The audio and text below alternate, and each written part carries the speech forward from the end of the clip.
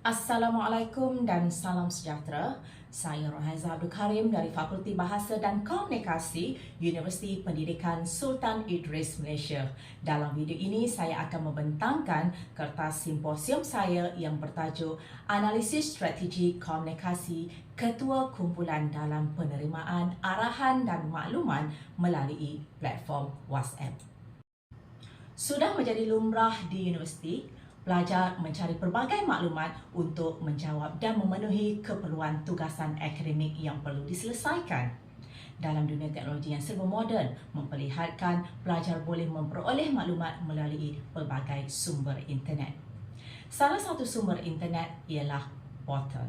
Di Malaysia, BLIS bernama Library and Informing Service merupakan antara salah satu portal yang diyakini kesahannya. Portal ini dibangunkan oleh pihak Berita Nasional Malaysia bernama bagi memudahkan pencarian maklumat untuk tujuan penyelidikan.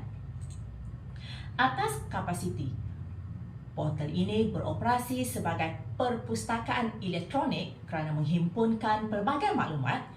Sebuah program bersama pihak bernama yang dikenali sebagai Sesi Perkongsian Maklumat @BLIS telah menghimpunkan pelajar kursus wacana akademik Bahasa Melayu UBM 3252 Universiti Pendidikan Sultan Idris sesi A221 untuk belajar tentang carian maklumat menggunakan portal tersebut. Sehubungan itu, ketua kelas dilantik sama ada secara rasmi atau tidak untuk menjadi perantara antara AJK pendaftaran dengan rakan sekuliah.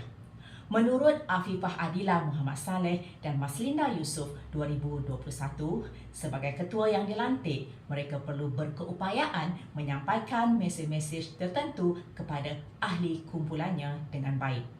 Bagaimanakah arahan dan maklumat dibuat kepada ketua-ketua ini? Jawapannya melalui platform WhatsApp. Platform WhatsApp digunakan untuk menghimpunkan ketua-ketua kumpulan. Platform ini paling praktikal dan mudah untuk berkomunikasi. Terdapat 3 objektif bagi kajian ini, iaitu: pertama, mengenal pasti strategi komunikasi yang digunakan oleh ketua kumpulan. Kedua, mengkategorikan jenis-jenis strategi komunikasi.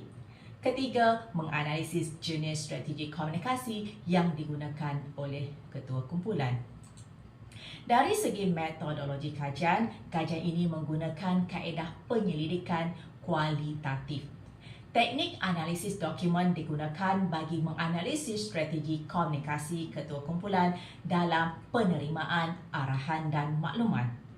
Sampel kajian terdiri daripada 64 orang ketua kumpulan bagi kursus wacana akademik Bahasa Melayu di Universiti Pendidikan Sultan Idris.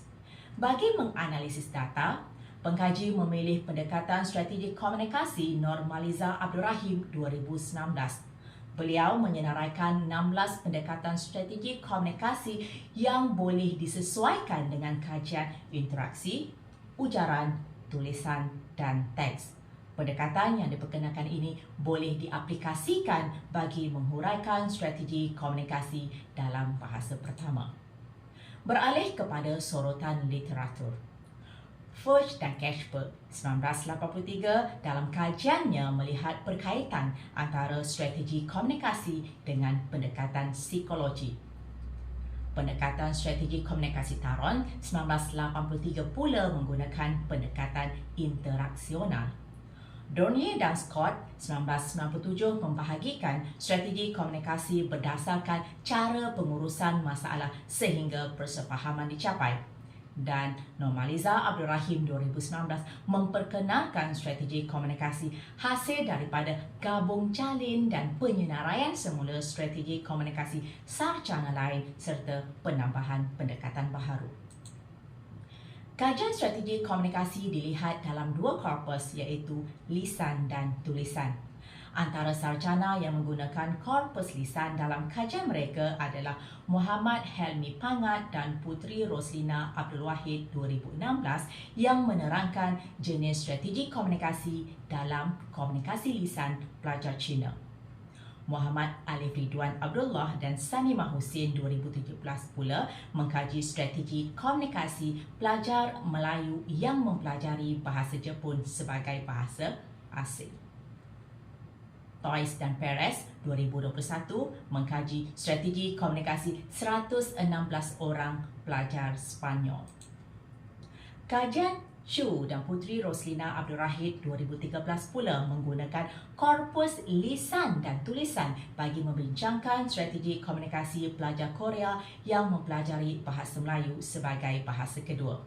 Kemudian, kajian Hazlina Abdul Halim et al. 2015 yang memfokuskan korpus tulisan bagi mengenal pasti strategi komunikasi pelajar Perancis yang mempelajari bahasa Melayu. Seterusnya, Redmer 2020 menganalisis penggunaan strategi komunikasi dalam kalangan pelajar di sebuah institut swasta di Sucin Iran melalui instrumen soal selidik. Terakhir, Nurul Ain Alizuddin dan Rahiza Abdul Karim 2021 yang memfokuskan strategi komunikasi antara pelajar antarabangsa dengan bersyarah melalui platform WhatsApp. Dari segi dapatan dan perbincangan, analisis menunjukkan bahawa hanya 9 daripada 16 strategi komunikasi yang dikemukakan oleh Normaliza Abdul Rahim 2019 ditemui. Daripada analisis yang dijalankan, dapatlah dirumuskan bahawa pertama, sampel kajian menggunakan strategi komunikasi bagi memastikan tujuan komunikasi tercapai. Kedua, pemilihan strategi komunikasi yang tepat dan berkesan menjadi kayu ukur kepada cara ketua berperanan sebagai perantara dalam komunikasi. Ketiga, sampel kajian telah menggunakan strategi komunikasi mereka dengan baik dan berkesan. Sesungguhnya, aspek penguasaan dan kebolehan berkomunikasi harus dikuasai oleh setiap ketua kumpulan agar informasi yang diperoleh dapat disampaikan dengan tepat. Sekian, terima kasih.